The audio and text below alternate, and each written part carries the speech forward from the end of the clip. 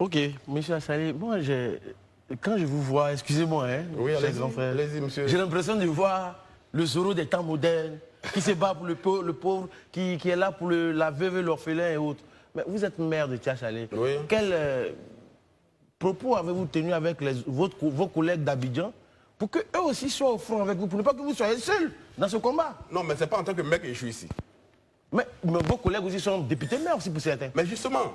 Donc qu'est-ce que vous leur dites? Je vais vous répondre. Chacun est le fruit de son histoire.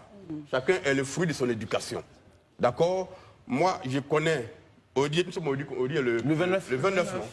Dans 2 jours, bien dans 24 heures, je vais recevoir un message d'une banque. Très bien. Tu vas me dire que les Ivoiriens se sont cotisés et qu'ils m'ont fait un virement de 3 millions en tant que député. Quand je m'ai arrêté sur l'argent là, quelle est la responsabilité qui est derrière en tant que député? Quand les Ivoiriens sont en train de gémir de douleur parce qu'on pétine leurs droits et consorts, et que le député que je suis, on dit ta mission là, c'est de vérifier que les droits des gens sont respectés par l'État. Et que je vois que les droits sont piétinés, et je me prends 3 millions sans m'exprimer, sans défendre ces Ivoiriens là. Je suis à quel niveau de ma fonction? Je suis en trahison de ma fonction. Donc moi je ne juge pas les collègues. Moi je dis, j'ai lu les textes qui encadrent mon travail de député, et je suis dans ma fonction à faire ce que je fais ici maintenant. En gros, vous êtes le meilleur député du moment. Non, ce n'est pas la fait de meilleur député. Moi, j'applique. Peut-être qu'à leur décharge, moi, je suis indépendant.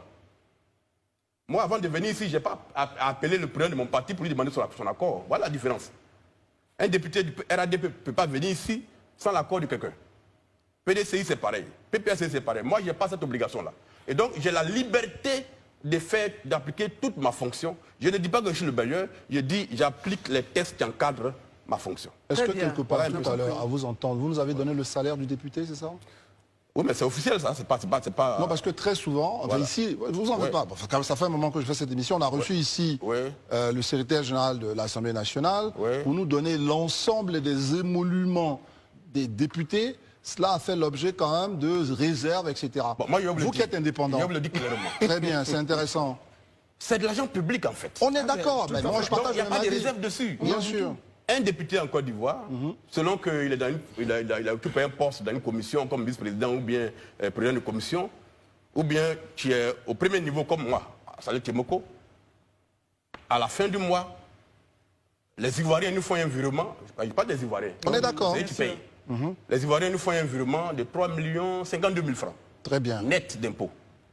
D'accord? Oui, c'est les députés. Net d'impôts. Oui. Non, on paie les impôts, mais quand on a fini de prendre tout ça, il reste encore 3 millions. Il reste 3 millions. Ensuite, le député, il a un passeport diplomatique. Ce n'est pas rien. Il a une assurance... Il a des exonérations aussi, il faut qu'on Ah oui, non, j'arrive. Il a une assurance 100%. Maladie.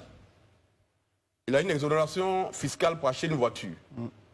Voilà, globalement, les avantages qui sont pour les députés. Mais ça, ce n'est pas des choses qu'on doit cacher aux Ivoiriens. On est d'accord. Et donc, quand le peuple t'a offert tous ces avantages-là, en retour, lui gagne quoi? Que vous parlez au nom du peuple. Mais que vous parlez au nom du peuple? Mais c'est logique, quoi. Il n'y a rien d'extraordinaire dedans. Très bien, revenons à notre affaire. Marius Koumoé, vous avez une analyse, une question à l'honorable? Non, pas sur la carrière des députés. Pas sur la cagnotte, on revient sur le sujet. Je voudrais dire ceci. Oui. Ce qui se joue là, mais il y a une mesure de fond, tu ne dis pas son nom. Ça veut dire que les documents de propriété dont nous sommes possesseurs n'ont aucune valeur en réalité. Quand vous allez au niveau de la construction à Abidjan, à Plateau, ils ont mis une pancarte comme ça, au niveau du guichet unique du foncier. Avec mon ACD, mon terrain est sécurisé et ma famille est en sécurité. Selon vous, ça ne tient plus. Mais ce qui se passe là nous démontre que même l'ACD ne nous protège pas. Très bien. Et ça, c'est des questions de fond. Si quelqu'un qui a une ACD, on peut venir détruire sa maison sans aucun égard. Mais à quoi sert l'ACD? Même si la maison est sur une emprise, selon mais on ne délivre pas d'ACD sur une emprise, justement. Bon, là, ils ont une ACD. Non, non, non, non.